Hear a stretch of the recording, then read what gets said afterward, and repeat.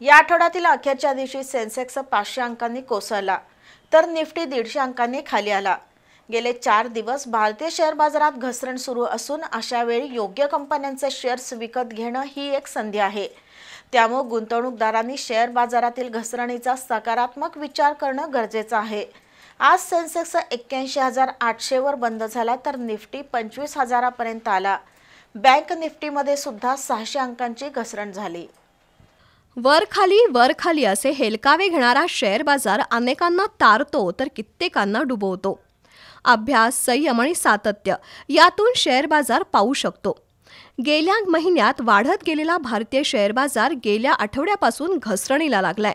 आज आठवड्याच्या शेवटच्या दिवशी देशांतर्गत शेअर बाजारात चांगलीच घसरण झाली। सेन्सेक्स 500 अंकांनी खाली येऊन 81,800 वर बंद झाला।